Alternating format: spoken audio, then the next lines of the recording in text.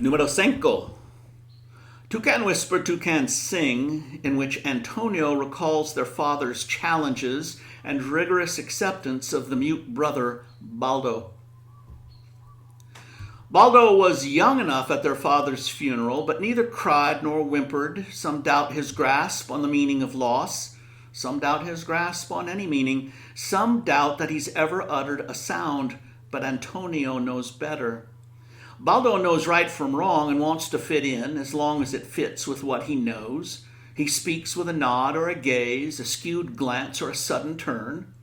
He looked up to Antonio at their father's funeral and emitted a tiny, fearful croak like that of a fledgling bird teetering on the edge of the nest.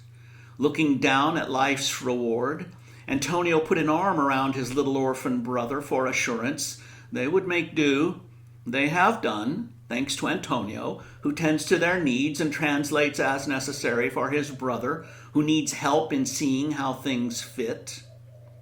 Baldo makes another sound as well. It was first heard years ago on the night after their father brought home a gift of a tiny bird on the cusp of fledging, floppy and downy as any nestling. It suffered further disadvantage from too much beak. How could such a bird ever fly if it could hardly lift its head? Gustavo Garza picked it up from the ground where it had lolled and squawked by the fallen tree where its nest had been. The tree and thousands more had to go so development could proceed with a roadway. With a roadway, the world could arrive.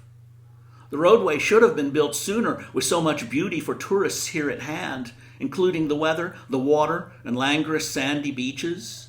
Progress is not free, but requires a few minor casualties, like a dead bird here and there. Progress can't stop for those who would perish anyway, given their limited ability to move out of the way. Gustavo knew these things, as he knew the indiscretion of a D9 cat with a front-end loader, so he stepped in front of the grumbling earth mover to reach the fledgling bird. At times a man of sentiment, Gustavo Garza, that time, reached for a token to bring home for his sons to see and play with before it died.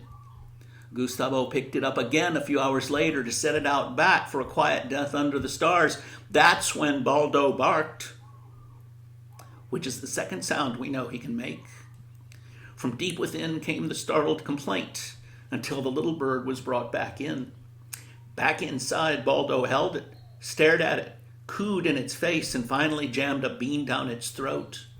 It was cooked and mushy, the bean, and required some follow-through to work it down the tiny gullet, but it filled the bill, and then came another.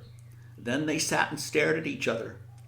Baldo straight ahead, while Toucan, as the little bird was called, looked at his mentor sideways, one eye at a time. They helped each other along, one stuffing, the other gobbling, then cocking his head with curiosity and longing.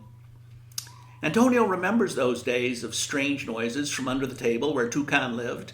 He laughed along with his father, neither knowing which fledgling made this noise or that. Baldo was a child then. Antonio was hardly more, yet their father spoke to the elder as the repository of a father's teaching and a father's responsibility. Hardly loquacious as his elder son, Gustavo crooked a weary finger at Antonio and nodded sanguinely. "Your brother is different," he said, which of course any boy of 12 could plainly see. Partial to his children, Gustavo spared the mute boy a quirky profile, but viewed him as more and less. As a working man on intimate terms with the daily vicissitudes of food and shelter, Gustavo surrendered now and then to sentiment, but not to gloss. He leaned in and said, "He knows things. I cannot tell you what he knows. I see things myself and don't know what they are. I sense things but don't know what to make of them. Baldo, your brother, knows things that you and I cannot know. He knows." Knows what? Thanks for listening.